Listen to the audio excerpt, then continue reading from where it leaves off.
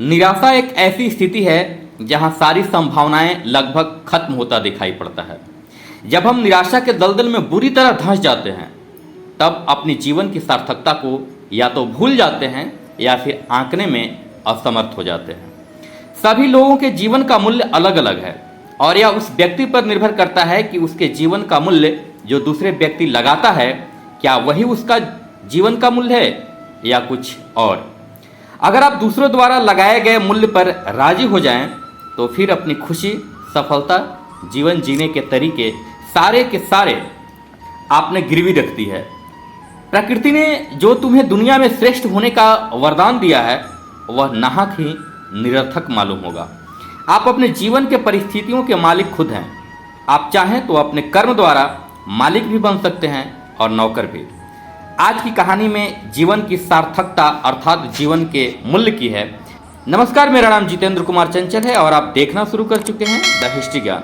हम लेकर हाजिर हैं प्रेरक कहानियों से जुड़ा कार्यक्रम जीवन कथा, जिसमें हम सुनाते हैं जीवन संघर्षों से जुड़ी कहानी जो आपकी जिंदगी को बेहतरीन बना सके। आइए कहानी पर चलते हैं। एक बार महात्मा बुद्ध किसी गांव में प्रवचन दे रहे थे। वे जीवन को सार्थक करने के बारे में समझा रहे थे। तभी उन श्रोताओं की भीड़ से एक आदमी ने बुद्ध से पूछा, बुद्ध, हमारे जीवन का मूल्य क्या है? बुद्ध ने उसे अपने पास बुलाया और एक पत्थर देते हुए कहा, जाओ इस पत्थर का मूल्य पता करके आओ, फिर मैं तुम्हारे प्रश्न का उत्तर दूंगा। लेकिन ध्यान रखना, इसे बेचना नहीं है, बस केवल कीमत पता करनी है। वह आदमी पत्थर को लेकर बाजार की ओर चल दिया।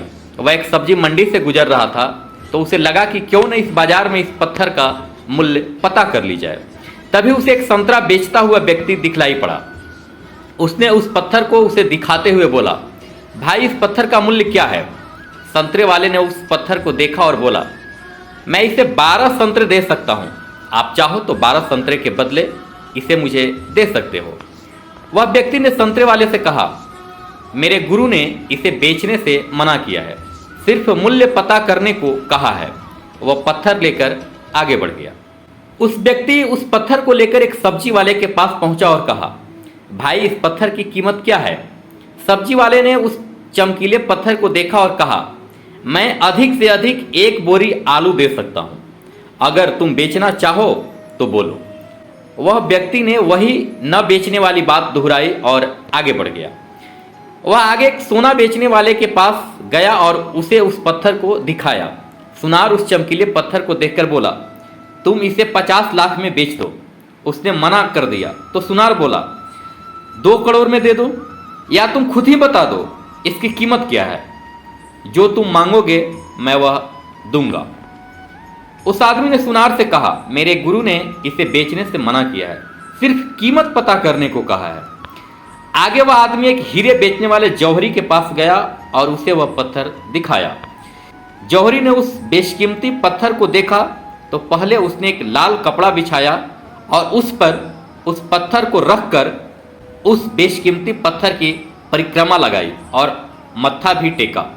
फिर जौहरी ने उस आदमी से मुखातिब होते हुए बोला, कहाँ से लाए हो ये बेशकीमती रूबी? सारी कायनात, सारी दुनिया को बेचकर भी इसकी कीमत नहीं लगाई जा सकती।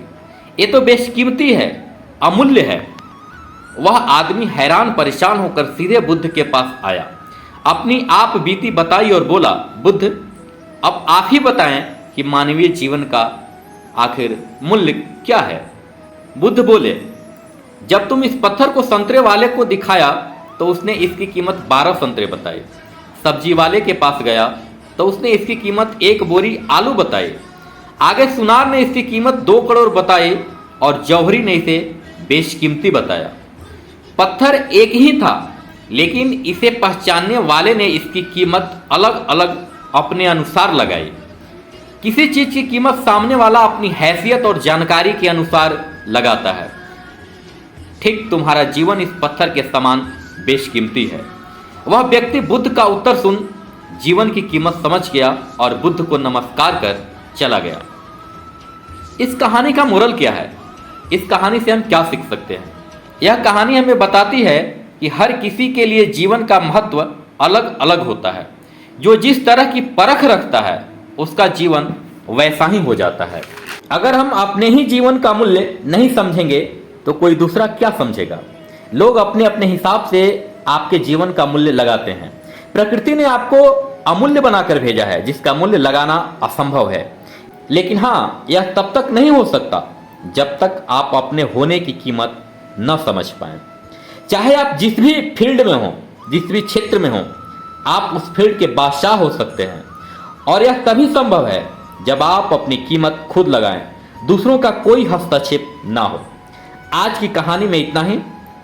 आपको यह कहानी कैसी लगी आप मुझे कमेंट के जरिए बता सकते हैं। आप अगर YouTube पर सुन रहे हैं तो चैनल को सब्सक्राइब कर घंटे का बटन अवश्य दबा दें, साथ ही लाइक और शेयर भी कर दें। फेसबुक या इंस्टाग्राम पर सुन रहे हैं तो लाइक और फॉलो जरूर कर लें। नमस्कार।